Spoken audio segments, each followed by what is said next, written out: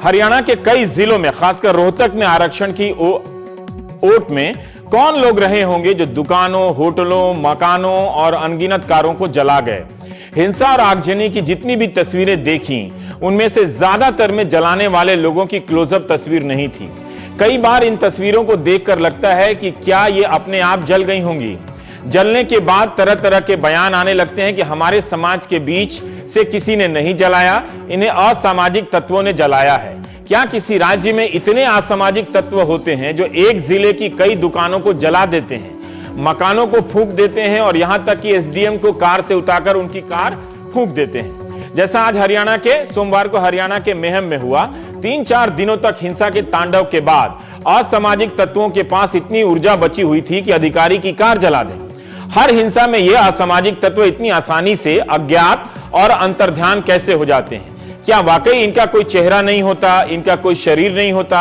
ये आत्मा की तरह आते हैं और किसी कार या होटल या मकान में घुसकर उसे जलाकर राख कर देते हैं। राज्य की पुलिस सेना की मौजूदगी के बावजूद भी ये तत्व कैसे इतने निराकार होकर इतनी हिंसा कर जाते हैं? आखिर जो लोग जला रहे होते हैं उनकी तस्वीर क्यों नहीं छपती, क्यों नहीं रिकॉर्ड की जाती? जलते हुए मकानों और कारों की तस्वीर अधूरी हकीकत ही बयान करती है। जाट आरक्षण के दौरान जो हिंसा हुई उसमें बताया जा रहा है कि 20,000 करोड़ का नुकसान हुआ है वहां के उद्योग जगत को। अब पता नहीं जिनके होटल जले हैं, कारें जली हैं, मॉल जले हैं, उन्हें उसका हर्जाना मिलेगा या नहीं। जाट नेता और जाट समाज के लोग अब कहने लगे हैं कि हिंसा उनकी तरफ से नहीं हुई, कोई और लोग थे करने वाले। तो जब हिंसा हो रही थी तो जाटों ने अपने आरक्षण को रोककर उस हिंसा के खिलाफ आवाज क्यों नहीं उठाई? ये कोई और कौन थे जो पूरे हरियाणा के लोगों को डरा गए, जिन्होंने पानी की सप्लाई रोक दी दिल्ली में, खाने पीने की चीजों को दिल्ली तक आने से रोक दिया। कभी हम भ्रष्टाचार के नाम पर भीड़ बन जाते हैं, कभी धर्म के नाम पर भीड़ बन जाते हैं, कभी जातिवाद तो कभी राष्ट्रवाद। भीड़ लोकतंत्र का एक बेहद जरूरी हिस्सा है, इनका बनना रोका नहीं जा सकता, लेकिन सोचा जा सकता है कि आरक्षण की लड़ाई में इतनी हिंसा की गुंजाइश कैसे पैदा हो गई कि लोगों ने अपने ही शहर को जला दिया। पश्चिम बंगाल के मालदा में भी ऐसी ही एक भीड़ आई थी जो थाने तक जला गई। रोहतक, सोनीपत, जींद, हिसार, झज्जर, भिवानी, पानीपत सहित कई जिलों में ऐसी ही भीड़ आई जो जलाकर अंतर्ध्यान हो गई है। 16 लोग मारे गए और 80 से ज्यादा घायल हैं, बड़ी संख्या में अस्पतालों में हैं। हिंसा की दास्तानों को ठीक से दर्ज नहीं किया जा सका है, सिर्फ उसके प्रमाण है जो हमें जली हुई कारों और मकानों की शक्ल में दिखाए जा रहे हैं। इससे पहले गुर्जर आरक्षण के वक्त भी भयंकर हिंसा हुई थी। 2007 के साल में गुर्जर आंदोलन की हिंसा जब राजस्थान से दिल्ली तक पहुंची, तब सुप्रीम कोर्ट ने इसे राष्ट्रीय शर्म करार दिया था। सुप्रीम कोर्ट ने दिल्ली, राजस्थान, उत्तर प्रदेश और हरियाणा के पुलिस प्रमुखों से पूछा था कि आप बताइए कि आपने हिंसा पर कार्रवाई क्यों नहीं की रोकने के लिए। अदालत ने उन प्रमुखों से हलफनामे में यह भी लिखने के लिए कहा कि अगर कोई एक्शन नहीं लिया गया तो क्यों नहीं लिया गया। अदालत ने यह भी कहा था कि 1 हफ्ते से पब्लिक और प्राइवेट प्रॉपर्टी को नुकसान पहुंचाया जा रहा है और रोकने का प्रयास तक नहीं हो रहा। लगता नहीं कि नुकसान पहुंचाने वालों के खिलाफ कोई कार्रवाई हुई है। तब कोर्ट ने यह भी कहा था कि नुकसान पहुंचाने वाले कैमरे पर ऐसे अपना चेहरा चमकाते हैं जैसे कोई बड़ा काम किया हो। सुप्रीम कोर्ट ने केरल हाई कोर्ट के एक फैसले को सही ठहराया था, जिसमें कहा गया था कि नुकसान की भरपाई उन्हीं लोगों से की जाए जिन्होंने पब्लिक और प्राइवेट प्रॉपर्टी को तबाह किया। हरियाणा सरकार और पुलिस प्रमुख को नुकसान के साथ साथ नुकसान पहुंचाने वालों की शिनाख्त और उनके खिलाफ कार्रवाई के बारे में ज्यादा बताना चाहिए। आखिर ये कैसे हो सकता है कि साक्षात संपत्तियों को अज्ञात लोग जला जाएं? यह भी देखा जाना चाहिए कि कौन लोग भड़का रहे थे। कांग्रेस के पूर्व मुख्यमंत्री हुड्डा के सहयोगी का एक फोन रिकॉर्ड पब्लिक में सामने आया है, जिसका दावा किया जा रहा है कि उसमें वो सिरसा में हिंसा न होने पर गुस्सा रहे हैं और शायद किसी को कह रहे हैं कि वहां भी हिंसा होनी चाहिए। उसी तरह से बीजेपी के एक सांसद राजकुमार सैनी के एक वीडियो फुटेज की बात हो रही है और उनका नाम आ रहा है, जिसमें वे जाट समाज को ललकार रहे हैं। इन दोनों रिकॉर्डिंग की सत्यता की जांच कर ठोस कार्रवाई होनी चाहिए, लेकिन क्या होगी? कुछ लोग कांग्रेसी के खिलाफ कार्रवाई की मांग कर रहे हैं तो कुछ लोग सांसद सैनी के खिलाफ। बहुत कम लोग हैं जो दोनों के खिलाफ कार्रवाई की मांग कर रहे हैं। हम इस तरह की हिंसा को लेकर दिनों दिन उदासीन और सामान्य होते जा रहे हैं। सुप्रीम कोर्ट ने हरियाणा में हुई हिंसा को लेकर संज्ञान लिया और भारत के चीफ जस्टिस ने कहा कि हमारे पास ये विश्वास करने का, देखिए 2007 में क्या कहा और अब क्या कहा जा रहा है, हमारे पास ये विश्वास करने का आधार नहीं है कि सरकार ने कोई एक्शन नहीं लिया। हम लोगों से अपील करते हैं कि शांति बनाए रखें और संपत्तियों को नुकसान ना पहुंचाए। अपील हम भी करते हैं। मैं हूँ रोहतक में आर्यन मॉल के अंदर और इस मॉल में सब कुछ जलकर खाक हो गया है। आप देखें कि मॉल में ऐसा कोई कोना नहीं बचा है जो जला ना हो। मेरे पीछे आप देखें तो मैकडॉनल्ड्स की ये एक बड़ा यहाँ पर शोरूम था। इस पूरे शहर में एक ही शोरूम था मैकडॉनल्ड्स का और ये भी पूरी तरह जलकर खाक हो गया है। तो ऐसा कोई हिस्सा इस मॉल का नहीं बचा है जो कि जला ना हो। मेरे साथ इस मॉल के जो मालिक हैं सुरेश शर्मा जी, उनसे हम बात करते हैं और पूछते हैं कि आखिर कैसे क्या हुआ था। शर्मा जी, कैसे इस मॉल में आग लगाई और ये मॉल कितना बड़ा था, क्या क्या था इस मॉल के अंदर? इस मॉल में 2 सिनेमा हॉल थे, Aryan cinema, gold class, platinum fitness, USA का एक बहुत बढ़िया जिम था, 5 शोरूम थे, 2 दुकानें थी, एक जो है हमारा आर्यन बुकिंग टिकट बुकिंग का काउंटर था और सभी सारा जल करके राख हो चुका है। अच्छा, तो ये आग कैसे लगी, कौन कौन आया था, कुछ देख पाए थे आप? हाँ, हम यहीं थे, बहुत सारे आदमी थे, गांव से आए हुए थे और बहुत सारे आकर के उन्हें क्या किया, जगह जगह पहले तो लूट रहे थे। लूटने के बाद में क्या किया, पहले हमारे साथ में शोरूम को पाड़ा, उससे सारा माल निकाल करके और जाते समय कपड़े में लगे, कपड़े के अंदर तेल डाल करके मिट्टी का और हमारे यहाँ फेंक दिया। इस मॉल में कुल कितने लोग काम करते थे और क्या सभी लोग अब बेरोजगार हो गए हैं? 100 के करीब, 100 के करीब इसमें माल काम करते थे। 30 के करीब तो मैकडॉनल्ड के अंदर थे जी, 40 हमारे आर्यन सिनेमा थे जी, और 10-12 के करीब हमारे इसके फिटनेस के, प्लेटिनम फिटनेस के अंदर जी।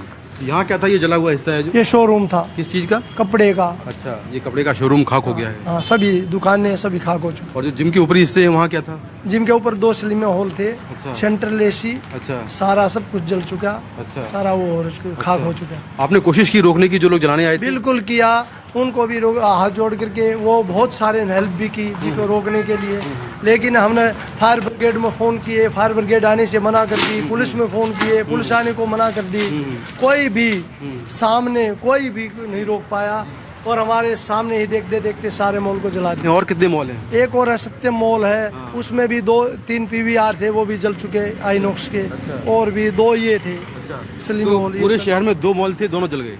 नहीं, और भी हैं, वो कोई नहीं जला। मतलब कुछ ही मॉल, 2 मॉल जलाए गए? हाँ, 2 मॉल जलाए गए, बहुत सारे शोरूम जलाए गए, बहुत सारे। अच्छा, 20-30 दुकानें, कपड़े की ब्रांडेड शोरूम सब खत्म कर दिए। सरकार बात करती है कि हरियाणा में इन्वेस्टमेंट करो, अब ये इन्वेस्टमेट कैसे आएगा? कोई भी नहीं आएगा, यहाँ से भागने की चेष्टा करेगा जो भी बाहर का आदमी है। कौन आएगा इस मॉल को देख के? कोई शेप नहीं है, कोई भी वो नहीं है, बहुत बुरा हाल हो रहा है यहाँ। तो आपका तो पूरा मॉल जल गया, अब क्या करेंगे सर, कहाँ जाए, क्या होगा? क्या जाएंगे, हम तो यहाँ के रहने वाले हैं, क्या करेंगे? अच्छा, गवर्नमेंट से सेफ्टी चाहते हैं, लोगों से तालमेल चाहते हैं, शांति हो एक दूसरे के लिए। क्या करें, इस माहौल में तो रह भी नहीं पाएंगे। क्या करें, हम ही सोचेंगे कहीं दिल्ली गुड़गांव जा करके अपना बिजनेस करें, क्या करेंगे? सरकार से क्या बात करेंगे आप? सरकार से क्या मांग करते हैं? सरकार से सेफ्टी की मांग करते हैं। हमारा जो इतना भारी नुकसान हो गया, क्या करें हम? कौन भरेगा? ये उपद्रवी कौन है इसका? गवर्नमेंट, हम टैक्स देते हैं, हम सारा वो करते हैं, तो कौन है गवर्नमेंट का? हमारा गवर्नमेंट टैक्स के लिए सारा, हम इतना टैक्स देते हैं, कौन है? गवर्नमेंट लेती है, तो हमारी सेफ्टी का भी अधिकार उनको। तो ये सुरेश शर्मा जी हैं, जिनका ये पूरा जो आर्यन मॉल है ये जलकर खाक हो गया है और ये सब इनकी आंखों के सामने हुआ जब ये इस मॉल के अंदर थे। इन्होंने बहुत कोशिश की मॉल को बचाने की, लेकिन जो लोग यहाँ पर आए थे वो नहीं माने और इस मॉल को जला दिया। तो यहाँ पर जो व्यापारी हैं वो काफ़ी डरे हुए हैं और उनको ये समझ में नहीं आ रहा कि आखिर जो रास्ता है शांति का वो कैसे निकलेगा, क्योंकि अभी भी रोहतक शहर में हालत जो है वो तनावपूर्ण है। रोहतक से कैमरामैन राकेश के साथ मैं मुकेश सिंह, एनडीटीवी इंडिया। इस मॉल के साथ साथ कितने लोग बेरोजगार हो गए होंगे। अज्ञात और असामाजिक तत्व कह देना एक बहाना है। हमारे सहयोगी मुकेश सिंह सेंगर ने ही सीसीटीवी का एक फुटेज भेजा है। इस तस्वीर को हम इसलिए देखें ताकि हम समझ सकें कि हिंसा करने वाले अज्ञात नहीं होते हैं। आप साफ साफ देख सकते हैं कि नौजवान से लेकर बूढ़े तक इसमें चलते नजर आ रहे हैं। किसी के हाथ में लाठी है तो किसी के हाथ में खंबे जैसी कोई चीज है। किसी ने अपना चेहरा ढक रखा है। इतनी संख्या में अचानक से असामाजिक तत्व नहीं हो सकते। इस तरह की भीड़ अचानक भी नहीं बनती होगी। ये जरूर किसी रणनीति के तहत एक जगह मिलती होगी और तरह तरह के हथियारों के साथ कहीं से आती होगी। क्या इतने लोग गिरफ्तार हुए? क्या इतने लोग गिरफ्तार होंगे? अगर ये लोग ऐसे छोड़ दिए जाएंगे तब तो जिनके साथ हिंसा हुई है उन पर क्या बीतेगी? वो कितना अकेला महसूस करेंगे?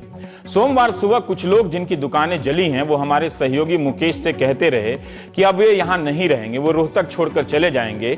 उनका भरोसा हिल गया है। ये भीड़ कहां से आ रही है और कहां जा रही है? एक भीड़ है जो राष्ट्रवाद का जुनून पैदा कर रही है और एक भीड़ है जो आरक्षण के नाम पर अपने ही लोगों को मार रही है। लेकिन जिस तरह से हिंसा हुई है उससे ध्यान हटाना ठीक नहीं रहेगा। इस फुटेज की भी जांच चल रही है और इसमें दिखने वाले लोगों की भी। उम्मीद है हरियाणा पुलिस ठोस कार्रवाई करेगी। हम बस खुद को पहचानने के मकसद से ये फुटेज दिखा रहे हैं कि ये भीड़ भी हम ही हैं, राष्ट्रवादी। कई बार भीड़ अचानक हिंसक हो उठती है, लेकिन हमेशा ऐसा नहीं होता होगा। लेकिन जब भीड़ छंट गई है तो अगली भीड़ बनने से पहले इस पर सोचा जाना चाहिए कि हमारे भीतर इतनी हिंसा कहां से आती है। कभी हम मुसलमानों के खिलाफ हिंसक भीड़ में बदल जाते हैं, कभी सिखों के खिलाफ बदल गए, कभी हिंदुओं के खिलाफ भी, कभी दलितों के खिलाफ भी, तो कभी पंजाबी और सैनी के खिलाफ, जैसा हरियाणा में हुआ। हमारे भीतर जाति और धर्म को लेकर पूर्वाग्रह की कितनी परतें हैं, क्या हम उन परतों को पहचानते हैं? आज के दिन हरियाणा में इस भयावह हिंसा पर सामूहिक शोक होना चाहिए। जो 16 लोग मारे गए हैं उन्हें इस आरक्षण से क्या लाभ होगा? जिनका सब कुछ जल गया, लुट गया, उनका जाट समुदाय से पुराना रिश्ता क्या बन पाएगा? राजनीतिक वर्चस्व की लड़ाई में हम इतनी आसानी से अपने सामाजिक रिश्ते क्यों गंवा देते हैं? हमें अमेरिका के एबीसी न्यूज का एक लेख मिला जिसे वहां के फोरेंसिक साइकियाट्रिस्ट डॉक्टर माइकल वेलनर ने लिखा है। मालूम नहीं कैसे हैं, ठीक ही होंगे। और हिंसक भीड़ की साइकोलॉजी यानी मनोवृत्ति के बारे में उन्होंने बताया है। भारत भले ही अमेरिका ना हो, लेकिन अमेरिका और दुनिया के दूसरे इलाकों में भी ऐसी कई घटनाएं हुई हैं। डॉक्टर माइकल वेलनर के मुताबिक भीड़ की हिंसा जिसमें लूटपाट, आगजनी शामिल है, इसके पीछे अक्सर ज्यादा साजिश नहीं होती। वो कहते हैं ऐसी भीड़ में ज्यादातर युवा लोग सत्ता यानी शासन प्रशासन को चुनौती देने के उत्साह में शामिल हो जाते हैं, क्योंकि इससे उन्हें एक तरह की जीत का एहसास मिलता है। कट्टर अपराधियों का प्रतिशत कम होता है। इस हिसाब से हरियाणा की हिंसा के बाद यह कह देना कि असामाजिक तत्वों ने हिंसा की अपने आप में पर्याप्त या एकमात्र दलील नहीं हो सकती। वेलनर का कहना है कि कई लोग जब साथ आ जाते हैं और एक भीड़ की शक्ल ले लेते हैं तो उनमें यह डर खत्म हो जाता है कि जो गलत काम वो कर रहे हैं उसके लिए सजा भी मिलेगी।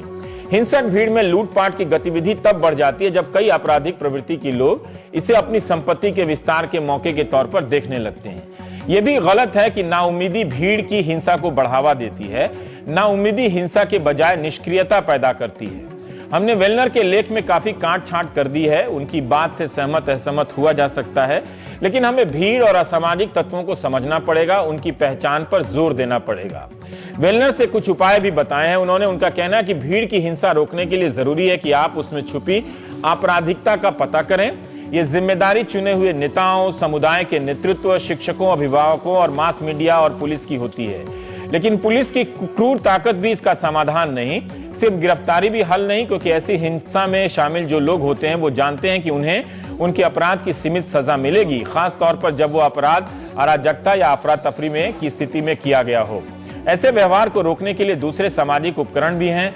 मीडिया को ऐसी हिंसा का शिकार होने वाले लोगों, खासतौर पर गरीब और अल्पसंख्यकों की कमजोरी पर जोर देना चाहिए। मास मीडिया ऐसे लोगों के प्रति सहानुभूति जगाने और नुकसान के प्रति लोगों को सचेत करने में अहम भूमिका निभा सकता है। इसके अलावा जो लोग ऐसी घटनाओं में शामिल हो उन्हें रोकने के लिए शर्म भी एक अहम जरिया है। इनके नाम, परिवारों के नाम और गुटों के नाम भी सार्वजनिक कर हम बता सकते हैं कि ये लोग शामिल थे। खैर, इस वक्त अज्ञात असामाजिक तत्व क्या कर रहे होंगे? क्या वो प्राइम टाइम ही देख रहे होंगे? जिन्होंने हरियाणा के कई जिलों में लूटपाट और हिंसा की है, क्या वे हमेशा के लिए बच जाएंगे, बच ही जाएंगे? क्या वे सिर्फ 2-4 ही रहे होंगे? लगता नहीं है। इस मामले में आगे बढ़ने से पहले जाट समुदाय से जुड़ी कुछ बातें जान लेते हैं। जाट समुदाय मूल रूप से खेती पर आधारित समुदाय रहा है, अब काफी बदला भी है।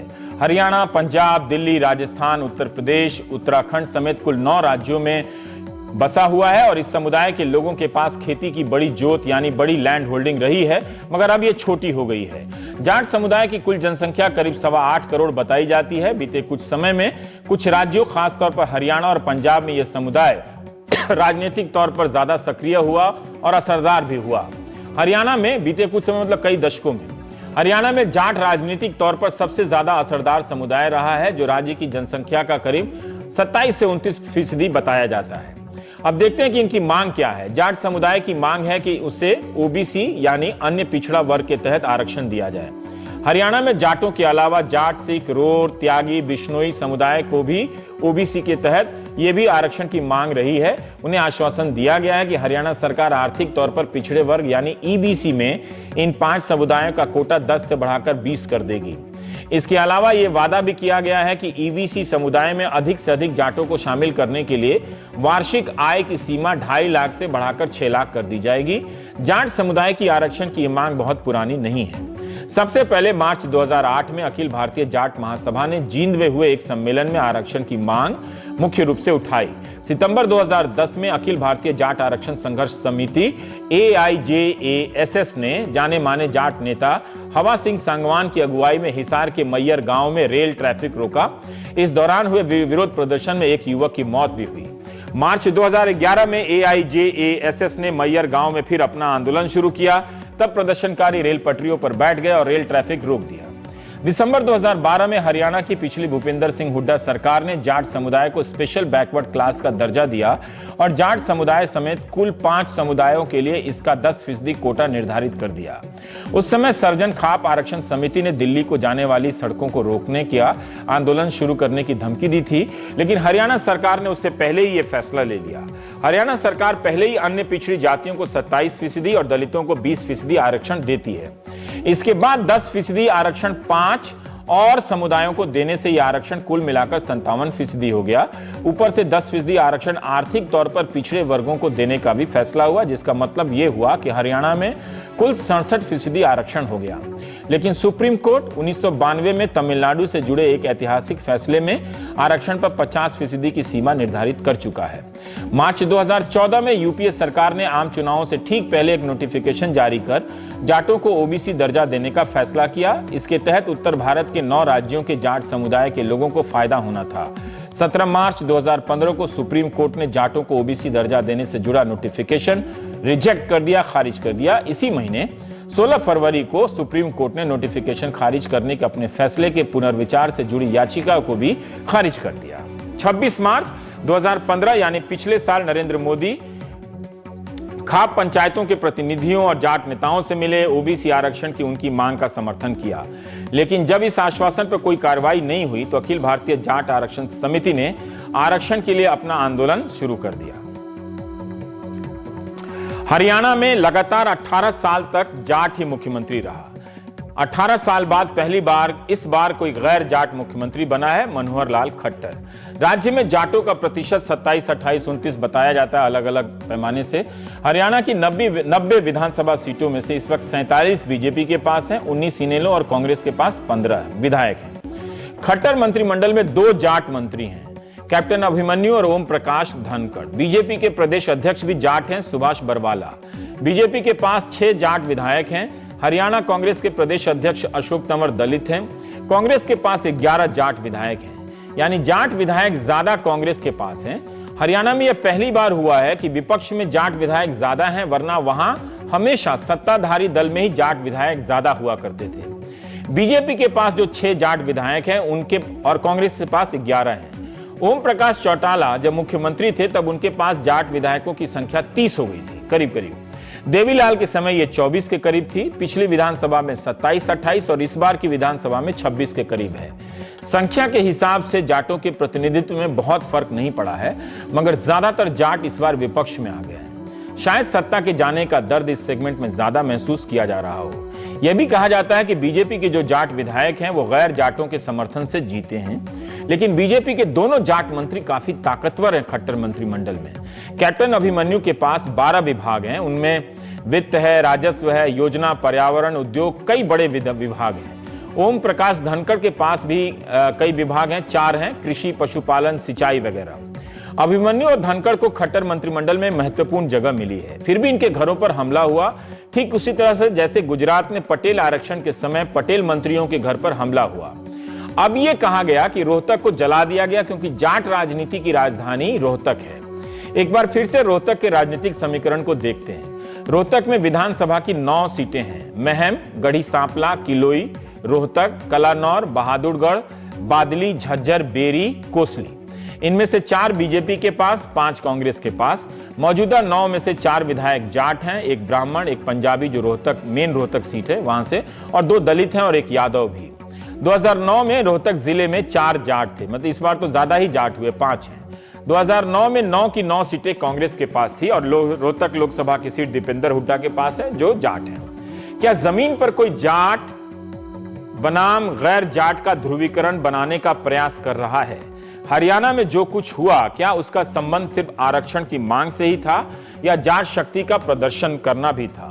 जाट बनाम गैर जाट के बीच ध्रुवीकरण को किस तरह से हवा दी गई, ये हमें समझना होगा। पटेलों ने भी खूब आंदोलन किया, लेकिन वहां चंद हफ्तों में पुलिस ने काबू कर लिया। हार्दिक पटेल पर पुलिस के खिलाफ लोगों को उकसाने, संपत्तियों को नुकसान पहुंचाने के आरोप में राजद्रोह का मुकदमा भी हुआ। वो काफी समय से जेल में है, लेकिन जाट समुदाय की उग्रता की प्रवृत्ति अलग है। जाट आंदोलन की तीव्रता को देखते ही बीजेपी और केंद्र सरकार हरकत में आ गई। हरियाणा में पंजाबी और सैनी समाज के घरों दुकानों पर काफी हमले हुए हैं। इससे दोनों समुदायों के बीच की जो राजनीतिक दूरी बढ़ेगी, उसका लाभ किस किस को होगा, इस पर सोचा जाना चाहिए। क्या कांग्रेस इससे अपनी वापसी का रास्ता देख रही है? जाटों को जमा करके तो लगता नहीं। क्या बीजेपी अपने आधार को मजबूत कर रही है? लेकिन बीजेपी अपनी ही सरकार वाले राज्य में यह सब क्यों करेगी, तब जब चुनाव बहुत दूर हो?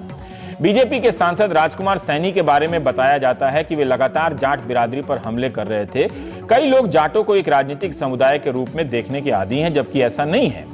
पश्चिम उत्तर प्रदेश में ध्रुवीकरण की राजनीति के कारण जाट बड़ी संख्या में लोकसभा चुनाव के वक्त बीजेपी के साथ आए, तो हरियाणा में जाटों के खिलाफ गैर जाट ध्रुवीकरण की बात हुई। हरियाणा के जाट आरक्षण को देखते हुए राजस्थान, पश्चिम यूपी से भी आवाजें आने लगी हैं। अगर इसके नाम पर गोलबंदी हुई तो बीजेपी के लिए मुश्किल हो सकती है। शायद इसलिए बीजेपी ने जाट आरक्षण को लेकर आश्वासन से लेकर कमेटी बनाने में कोई देरी नहीं की। वादा किया है पार्टी ने कि विधानसभा के अगले ही सत्र में आरक्षण देने का प्रयास करेंगे।